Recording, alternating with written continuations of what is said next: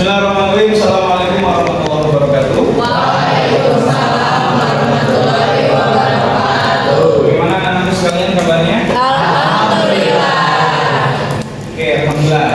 Anak-anak sekalian, kita alhamdulillah diberikan kesempatan untuk belajar kembali, dan hari ini kita akan membahas materi tentang mencegah perkelahian antar pelajar.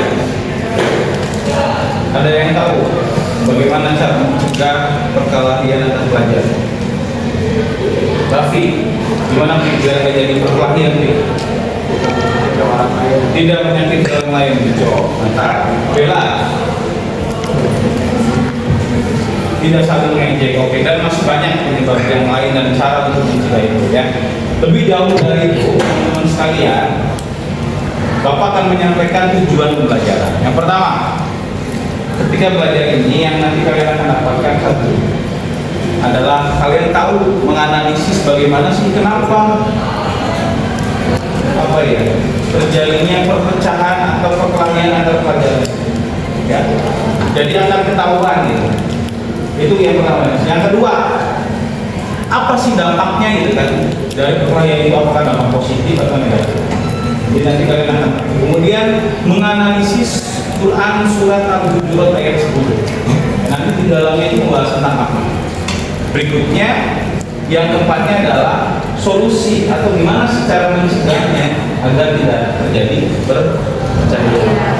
Oke, teknis pembelajaran kali ini adalah dengan cara model project based learning. Nanti kalian dibuat kelompok dan kalian nanti mencari berita up to date tentang terjadinya kekerasan antar pelajar.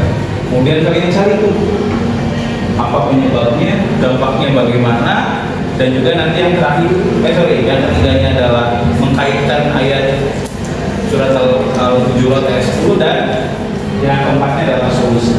Kerja kelompok kalian cari, baru nanti di akhirnya kalian presentasi dan tanya jawab.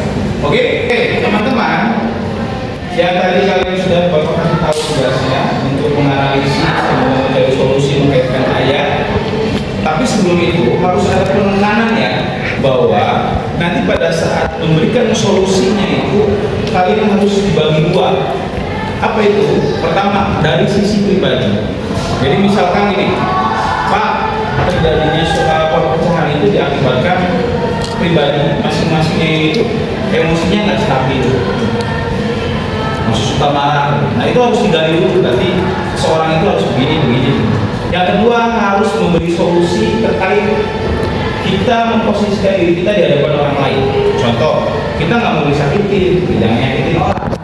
Kita mau diejek orang, ya kita jangan ejek orang. Nah jadi poin itu harus ada, sisi pribadi dan sisi kepada orang.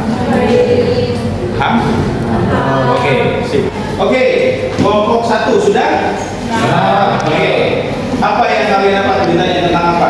Jadi pokoknya dari laporan mantan pelajar di sana gitu Pak. Dari mana? Di Jakarta. Di Jakarta. Pokoknya kejadian itu ada di Simpang Balai Kota. Kejadian sebelum awal itu pokoknya karena ada ketersinggungan antar pelajar, jadinya saling serang. Oh, oke. Oke, kira-kira dampak dari pertikaian itu apa? Ada satu orang yang ditangkap oleh polisi, terus sisanya itu disaksi di sekolah. Oh, jadi kira-kira dampaknya itu positif negatif? Negatif kan ya? Oke, sekarang karena kita kan sudah belajar tentang Islam. Di agama kita itu ada kaitannya dengan ayat ya. Quran surat apa yang kaitannya dengan hal ini? Oh, dari analisis saya sih Pak, dari itu mereka dengan Quran surat Al-Hujurat ayat 10. Oke, Ini artinya itu tertulis bahwa sesungguhnya mukmin itu bersaudara, karena itu damaikanlah antara mereka berdua saudaramu, dan bertakwalah kepada Allah agar kamu mendapatkan rahmat. Karena itu karena mereka bertikai kan, karena ego mereka itu saling tinggi, karena ada yang kalah, itu menyebabkan mereka tidak mau damai, jadi diselesaikan dengan cara siapa yang paling kuat. Oke ya. Jadi agama kita sudah diajarkan ya, bahwa kalau ada yang satu pertikaian itu ya nggak boleh makin dari domba gitu ya, harus didamaikan. Oke, sekarang kita kan punya teman nih ya, punya sahabat dari agama yang berbeda. Novan dari agama apa? Katolik.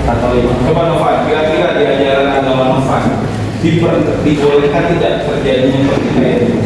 Kalau di agama saya sendiri itu pastinya nggak boleh, karena merugikan satu sama lain, terus diajarkan juga menjadi rendah hati, ya nggak keras kepala, kedamaian lah intinya mulai gitu. Oke, artinya ya, kita tidak lihat agamanya siapa, semua agama kita sudah ada sampel nyata ya, dari Islam, Katolik, semuanya mengajarkan kebaikan. Tidak boleh adanya perpecahan itu apalagi kemajuan. Oke, terakhir solusinya lalu harus bagaimana? Solusinya menurut pandangan saya kalau misalkan ada hal yang memang menyinggung si pelaku atau enggak korbannya, diobrolkan dulu baik-baik. Nah, di situ didiskusikan bagaimana solusinya, maunya bagaimana gitu arah, dan jangan tiba-tiba disinggung, tiba-tiba main tonjok lah, main angkat batu segala macam, itu kan malah jadi masalah yang besar, makin luas. Berarti salah satu individunya diantaranya harus sabar, Iya. nggak boleh emosian. Ada lagi? Paling harus mengerti juga bahwa mungkin seseorang itu mempunyai masalah lain di luar dari sekolah atau enggak. Oh, berarti kita juga harus ngerti mereka gitu ya. Kalau mereka emosi, mungkin karena capek atau mungkin karena ada masalah lain gitu ya. Oke, terima kasih kelompok 1, 2, 3, 1 tangan.